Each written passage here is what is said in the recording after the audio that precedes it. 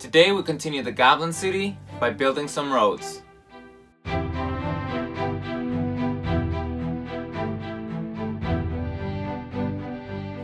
Welcome to Franky D Crafter. Today's episode is more about the paths I took to get the final product. Super simple project that takes little effort whatsoever once you know what you want. And if you're new to the channel, don't forget to subscribe and hit that bell icon to make sure you don't miss out on any future projects. Stay till the end for a bonus build. Let's get started. When I first started this project, I thought I'd be using cardboard for the bases. So I cut out a good amount of pieces. From the start, I knew I wanted the roads to be modular, but I didn't want them to connect perfectly. I wanted to give up the effect that the grass was overwhelming the paths. For the stones, I was gonna use that cardboard that holds the eggs. There was just one issue. I wasn't enjoying doing this cutting. I felt like this was taking too much time. At the same time, I wasn't liking some of the shapes I was cutting. I wanted to have more variety. But I just wasn't able to cut the pieces the way I wanted them. I scrapped that idea and got started on working with the cheap clay I'm still trying to get rid of.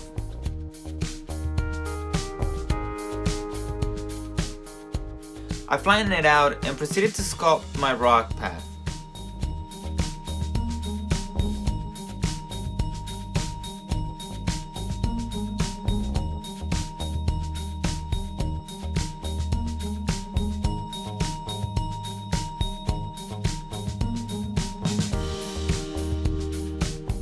After that, I push down on the surface that will eventually be the ground, and then I start to texture the stones.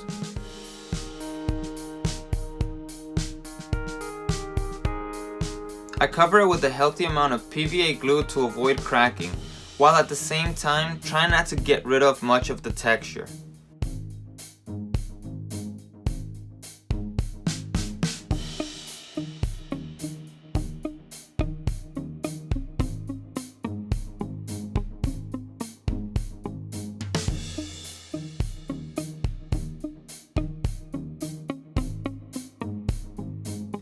This time I was extremely happy with how it turned out.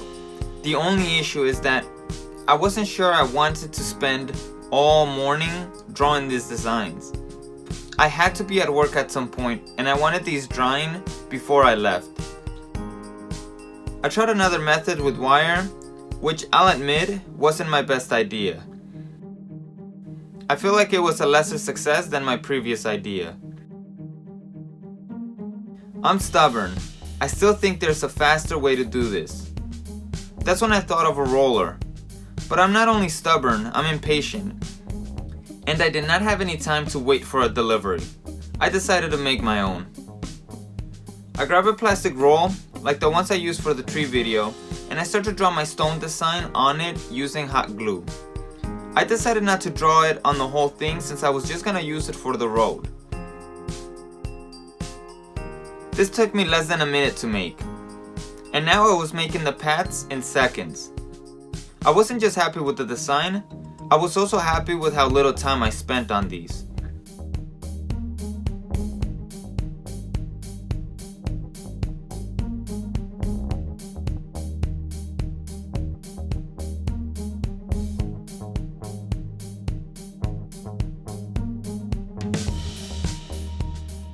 After I got home from work, I was able to get started on painting.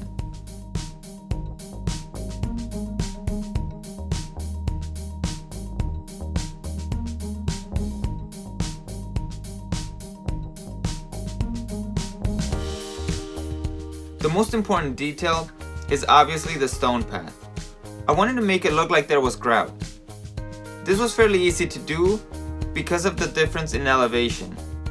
I didn't have to worry about messing up since I knew I'd be able to paint over the stones in the next step. The only mistake I feel like I made was to leave the brown as a single tone. I would have added more detail. I was just too concerned about the stones that I kind of forgot about the ground.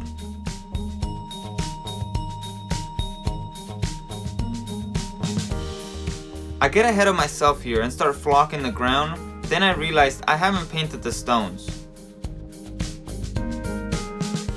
So I stop after flocking the edges of the paths and I get started on those stones.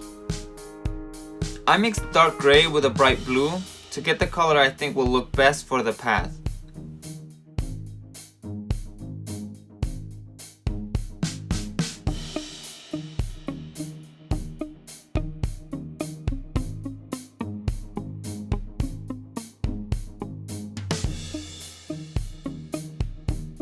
After that, I just dry brush a lighter gray on those rocks, quick and easy.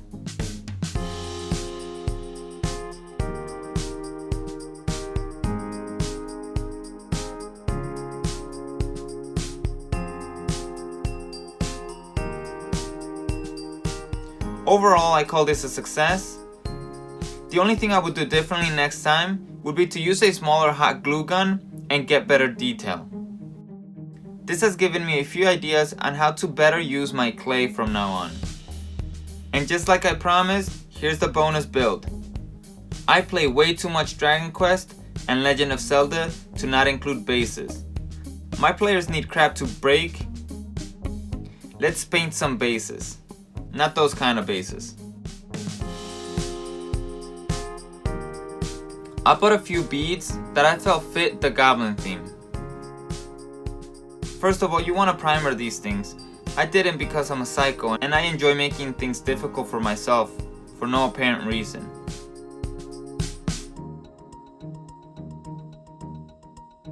All I do to this is give him the color scheme used on the temple build.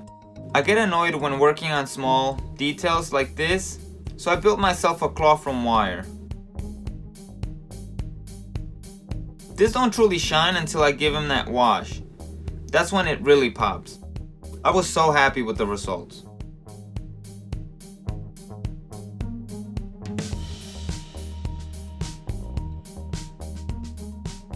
If you're impatient like me and you can't wait for next week's episode, try checking out some of my other videos. And like always, let's thank the patrons, because without them, none of this content would be possible. Thank you very much. Peace. Catch you on the next one.